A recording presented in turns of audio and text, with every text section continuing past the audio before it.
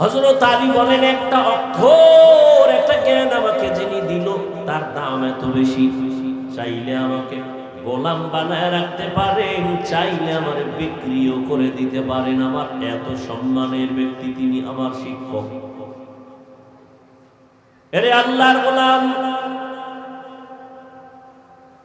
মা বাবা তোমাকে আমাকে মানুষ বানাইতে পারে নাই। আমি হাফিজুর রহমানকে একটা ভদ্র মানুষ বানাইয়া হাজারো মানুষের সামনে কথা বলা, আমার আব্বা আম্মা শিখায় নাই, আমার উস্তাদ আমার শিক্ষক আমারে হাতে কলমে ধরে ধরে শিখাইছে।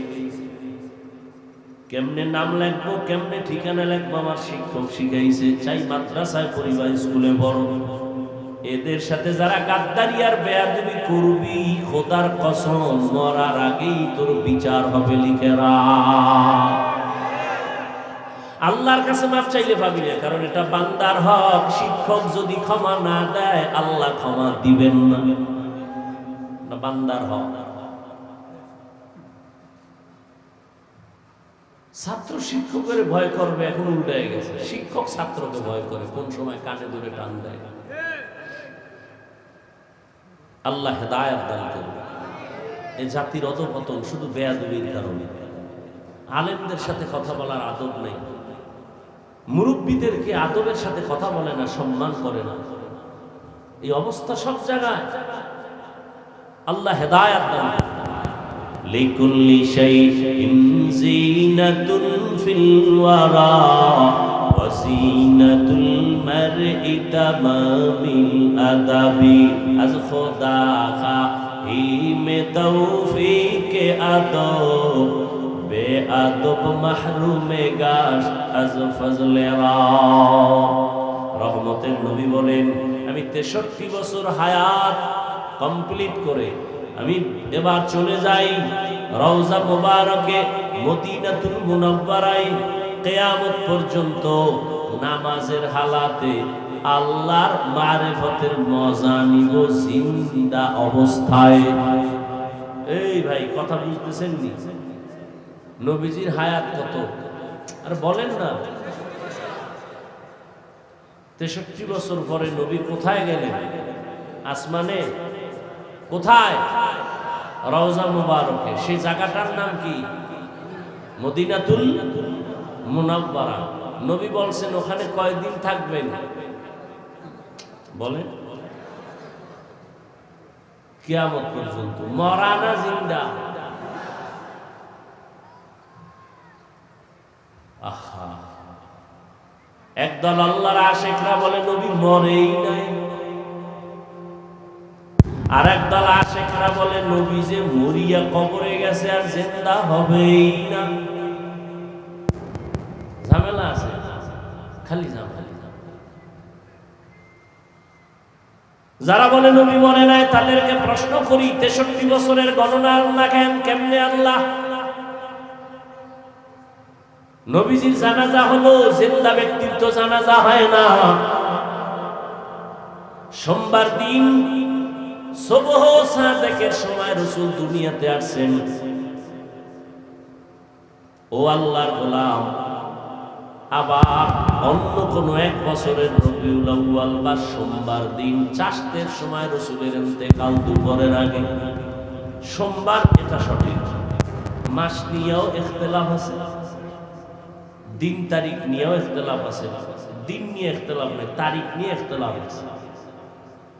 মায়ার নবী সোমবার দিন যোহরের আগে চাষতের সময় ইন্তেকাল, বুধবার দিন গিয়া রাতে তাহাজ্জুদের টাইমে দাফন হয়ে গেল। নবী আসলেন এক সময়, আবার 63 বছর হায়াত শেষ করে চলে গেলেন। আসলেন কেন, গেলেন কেন?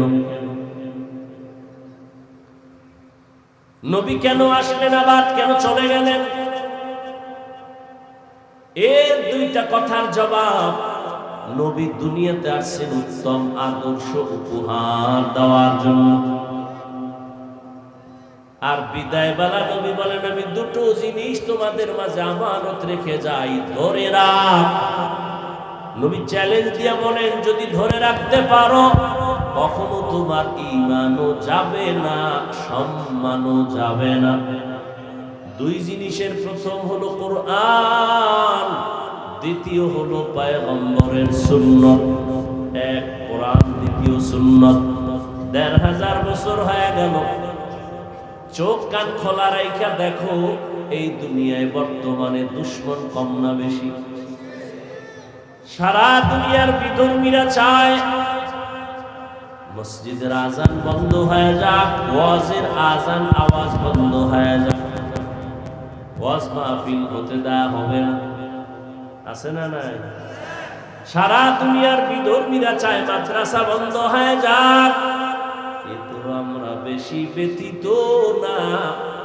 বেঈমানেরা বেঈমানি করবে, দুশ্মনেরা দুশ্মনী করবে, এটাই গুণ। দুশ্মন যদি আদর করে এটা দোষ, দুশ্মন যদি আদর করে দোষ। কি মাদ্রাসায় লেখাপড়া করে, কোরআন করে, যদিও টাকা কমের পরও কিছু দেওয়া লাগে, লাগে না? আর আপনি স্কুলে যাবেন বা অন্য প্রতিষ্ঠানে যাবেন, আপনাকে টাকা দিবে, বই দিবে, আরো কত কিছু দিবে। আদর করে, আদর। ভালো করে বুঝার চেষ্টা করেন। ১৫০০ বছর হয়ে গেল, এত দুশ্মন, চতুর্মুখী দুশ্মন, এক প্লেটে খানা খাইতে দিতে চাচ্ছে না বেঈমানেরা। মুসলমান যেন এক কাতারে নামাজ পড়তে না পারে, এক প্লেটে খাইতে না পারে, এটাই ওদের চূড়ান্ত policy, divided and rule policy, ইহুদিদের চক্রান্ত। মুসলমানের ধ্বংস করার যত লাইন আছে, এর মধ্যে বড় একটা পন্থা হলো এদের টুকরা টুকরা দল বানায় দেয়, এরা দুর্বল হয়ে যাবে। না হয় আর যদি আমার দেশের সব ওলামায়ে কেরাম এক হইয়া আল্লাহর মোহাব্বত নিয়ে চলে। এই কি বুঝি না কিছু, বয়ান কি না মুখস্থ করে করা যায়? আল্লাহ যা বলাইতেছেন বলতেছে, একটু খেয়াল করে।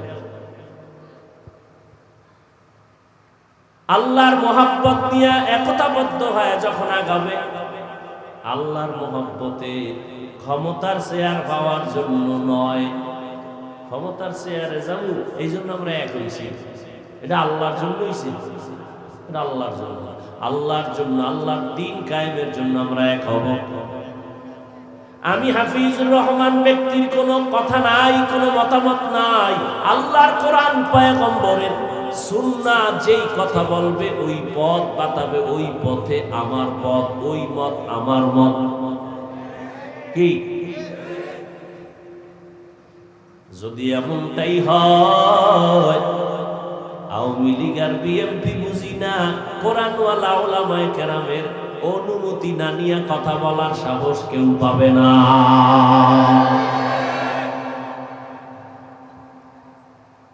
আল্লাহ আমাদের হিদায়াত দান করুন। হ্যাঁ, হুজুরকে মানুষ মোহাব্বত করে, কিন্তু দিন কায়েমের জন্য যদি আগায় যায় তখন আর থাকে না, রাতের ভোর রাতের হাদিয়ায় সব ডান বাম করে ফেলে। আল্লাহ হেদায়াত দান করেন। আচ্ছা, আপনাদের নবীনগর না? নবীনগর, এখানে একজন আলেম আছে, চেয়ারম্যান আসেনি, নাম কি? আরো চেয়ারম্যান আশেপাশে আছে না? এই ফিরিস্তি টানেন। অন্য চেয়ারম্যানদের অবস্থা দেখেন, ২-৪ বছরের কি অবস্থা তারা করছে, চলাফেরা, মানুষের সাথে আচার আচরণ, সরকারি মাল বন্টন। আর মুহতারাম আমজাদ হোসেন আশরাফি দামাত বারাকাতুহুম, তার ব্যাপারটাও খোঁজ নেন। এরকম আরো ওলামায়ে কেরাম আছে সারা দেশের মধ্যে, খোঁজ নেন তো। যতদিন পর্যন্ত আল্লাহর ভয় অন্তরে না আসবে, ততদিন পর্যন্ত ওই বান্দার দ্বারা চুরি বন্ধ হবে না, দুর্নীতি বন্ধ হবে না, চাঁদাবাজি বন্ধ হবে না। যত মন্ত্র দাও, ও মন্ত্র শুধু ধুলা, চোখে ধুলা মারা। কি এটা রাজনীতির মঞ্চ না, এই জন্য বলতে চাই না, কারণ এটা ওয়াজের মঞ্চ।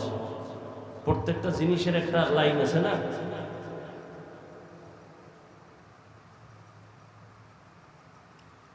রাজনীতির জন্য মঞ্চ আছে আলাদা, ইসলামী লাইনও আছে, ইসলামের বিরুদ্ধে লাইনও আছে। কথা ঠিক না? হ্যাঁ, কিন্তু আমরা জানি বুঝি সব, হ্যাঁ ঠিক সব কথা সময় মতো আর আগায় না, টাকা খায় সব শেষ। আল্লাহ হেদায়েত দেন। চতুর্মুখী দুশমন বেঈমানরা চায় মাদ্রাসা বন্ধ হোক, ওয়াজ বন্ধ হোক। কোরআন হাদিসের ওয়াজ করব, মানুষের দেখেন কত পাও ধরে ধরে বয়ান করি। কি করি? বয়ান করি। কি বুঝাই? গাঞ্জা বেশি খাই, মায়েরে মারবা, বাবারে মারবা। সারা দেশের ওলামায়ে কেরাম পায়ে ধরে ধরে নরম নরম ভাষা দিয়া, চোখের পানি দিয়া বুঝায়, মা বাবার সাথে বেয়াদবি করিও না, মুরব্বিরে সালাম দাও, মানুষের হক নষ্ট করিও না, গাঞ্জা খাইও না, মিথ্যা বলিও না, গালি দিও না, পরের হক নষ্ট করিও না। ও আল্লাহর বান্দারা, আমরা দেশের পক্ষে মানুষের বুঝাই, আমরা জাতির পক্ষে মানুষের বুঝাই। ও আল্লাহর বান্দা, যেটা র্যাব আর্মি পুলিশ বিডিআরেরা বেতের বাড়ি দিয়া পারে না, আমরা এটা বেতের বাড়ি ছাড়া মোহাব্বতের আওয়াজ দিয়া সেটা আলহামদুলিল্লাহ পারতেছি।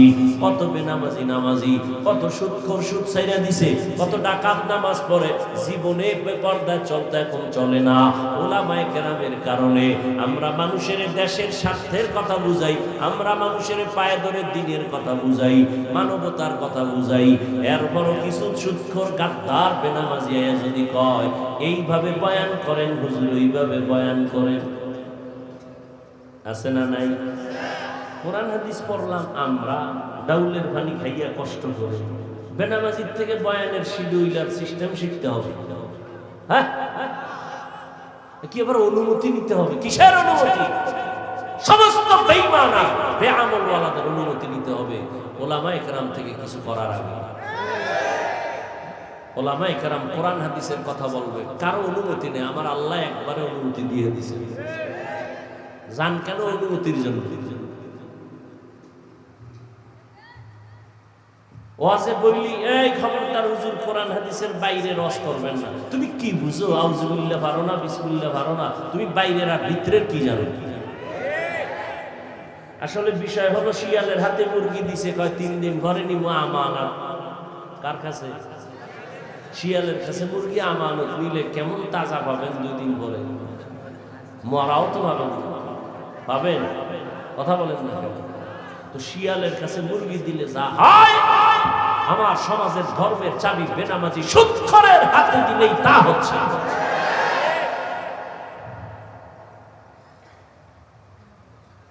আউযুবিল্লাহ বিসমিল্লাহ পারে না, এই ইমামের ভুল ধরে। এক ওয়াক্ত নামাজ না পড়াইলেও দমকায়, হুজুর গেছিলেন কই? আপনি কে? আমি রিকশা চালাই। পাওয়া 5 টাকা মাসে বেতন দেই। পাওয়া। সভাপতি কত? 100 টাকা। সেক্রেটারি কত? 50। বাকি কত? 6 মাস। পাওয়া।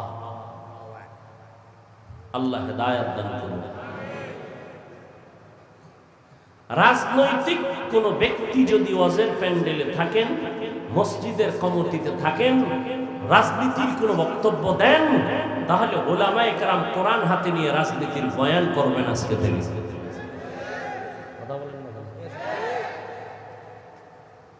প্রত্যেকটা বয়ানে রাজনীতির বয়ান হবে, কোরআন হাত পচা রাজনীতির না, রসুলের রাজনীতি, আবু বকরের রাজনীতি, ওমরের রাজনীতির বয়ান চলবে প্রত্যেকটা বয়ান। চোখে ধুলা দেওয়ার সুযোগ আর নেই। এই সুযোগ আপনারা করেছেন, কারণ আমরা তলে তলে পায়খানা খাইতেছেন। এই জন্য হুজুরের খেপাইয়া বা হুজুর আজকে সাইডে ফেলাই দিন, হুজুরও গরম হয়ে গেছে, এখন লাগছে কেন দাম বিশাল, কারণ অন্তর খারাপ হলাম। ওই মুনাফিকটি পিছনে গিয়ে হুজুরে বুঝে শুনে আজ করবো না, দেশের পরিস্থিতি বুঝবে না, ওই কিন্তু তাল মিলে আইছে।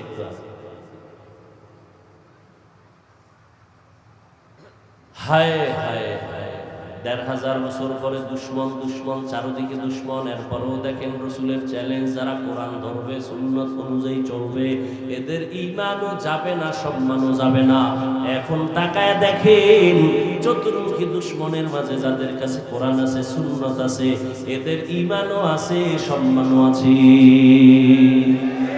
আছে না নাই? রহমতের নবী চ্যালেঞ্জ দিয়ে গেলেন,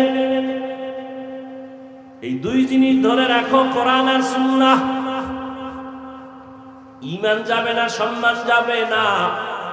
বর্তমান দুনিয়াতে কোরআন আর সুন্নাহ যার কাছে যতটুকু নাই তার কাছে ততটুকু ঈমানও নাই, সম্মানও নাই।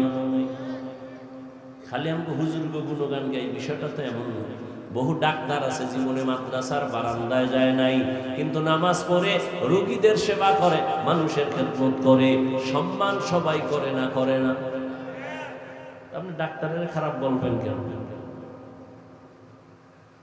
ও আল্লাহর বান্দারা, ও যুবক বাবারা, রহমতের নবী ৬৩ বছর শেষ করে চলে গেলেন, আসলেন কেন? জবাব হলো উত্তম আদর্শ নিয়ে আসছেন। কেন? কারণ মক্কার জমিনের মানুষ পৃথিবীতে সবথেকে বড় খারাপ। ওই সময় মক্কার মানুষের মতো চরিত্রহীন খারাপ জমিনের কোথাও ছিল না। নারীদের পছন্দ করে না, কন্যাদের হত্যা করে, আপন বাবা গলা টিপে মারে। এই উঠে গেল, মোনাজাত দিব, হাত দুইটা উঠে ফেলাইলে আর কাম হইল না।